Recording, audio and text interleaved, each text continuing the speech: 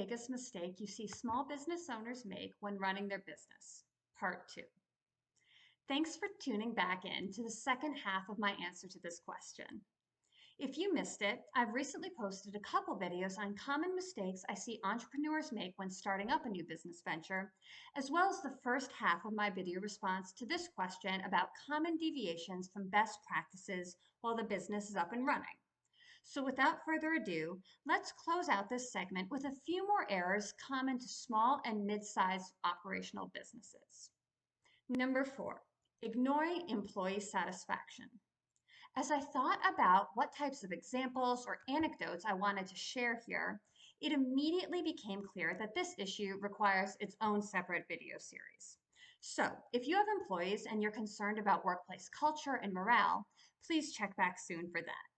And hey, if you've noticed that staff morale is low and you recognize that this is, in fact, a problem, you're ahead of the pack here. But even if your position is that caring about workplace culture and employee development is some sort of commie Gen Z BS and you can't be bothered, consider the impact on your bottom line. Accusations of a discriminatory and hostile workplace are expensive and a public relations nightmare, and lawsuits arising from those accusations are triply so. Miserable employees are not productive and they're going to do the absolute bare minimum to maintain their job until literally anything even a little bit better comes along.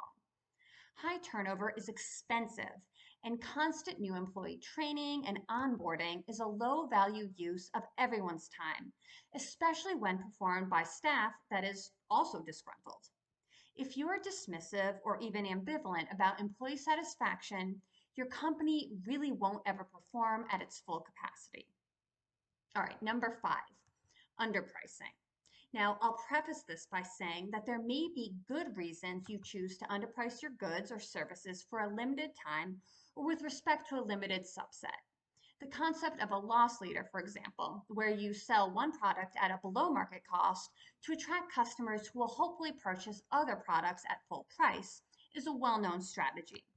Or if you're a service provider, you might elect to cut your rates for certain clients or certain types of services because you want to build experience or reputation or get your foot in the door. That's all fine and it's smart business. Or maybe your company is engaging in predatory pricing. That is, it's slashing your products so low because you know that you can withstand the lack of income long enough to drive your competitors out of business. Now, that's illegal, by the way. It's a violation of antitrust laws, but it's difficult to prove, and that is way out of scope of this segment. No, this mistake is about small businesses that have more work than they can handle, but they still aren't able to see a profit. Or their target market is one segment of consumers, but when they pull the data, they realize that they are almost exclusively attracting a totally different segment of the market. Now, don't let hustle culture fool you into thinking that this is inevitable and necessary to success.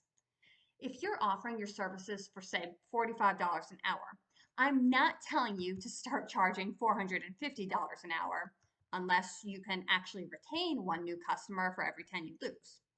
But if the local market rate is $100 an hour and you double your rate to $90, congratulations, you are still a cost-effective option that's barely below market average, but you're doubling your revenue if you keep your workload the same, and you only need to retain half of your current customers to break even.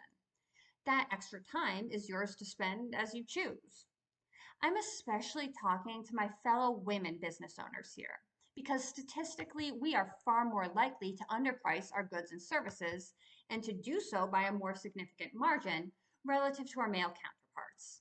Now, I personally have made this mistake, and acknowledging it and knowing that it's problematic is the first step to rectifying it. All right, finally, number 6, erratic branding. Now, I'd like to preface this part by acknowledging that I am far from a marketing or branding professional, and if my remarks here are contradictory to the otherwise sound advice that your marketing team is providing you, or it's part of a broader conscious strategy, then you should probably just ignore it. But with that said, I don't think I'm entirely overstepping my professional authority and expertise here, because branding is intimately tied into trademarks, which is something that a lot of small business clients seem to misunderstand. For example, I've had several clients over the years who want to use more than one logo for their company. I think most marketing professionals would agree with me that no matter how cool your logo options are, it's best to choose just one and to use that consistently in the market. That consistency is what builds brand identity and brand recognition in the marketplace, which in turn is what provides the justification for the issuance of a federal trademark protection. If you're using multiple logos, that dilutes the distinctiveness of all of them as uniquely associated with your company identity, and it can confuse consumers about the sources of goods and services. The weakened association or lack of consumer recognition makes it harder to justify trademark protection and harder to enforce rights against infringers.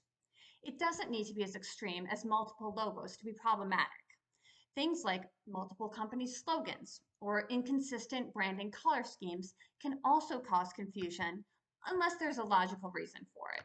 For example, you could keep your core design elements consistent, but change a color scheme to black and orange temporarily in honor of Halloween.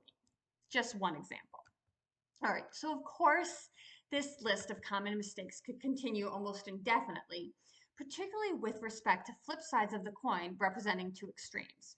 For example, companies that stubbornly refuse to update their technology or incorporate advancements and lose efficiency as a result, versus companies that are constantly pursuing the next best thing so that by the time staff learns one system, the boss is contracting with a different provider for something new, or companies that completely neglect an online presence at all versus companies that spend an inordinate amount of time making comments on social media or responding to Yelp reviews at the expense of actual business operations.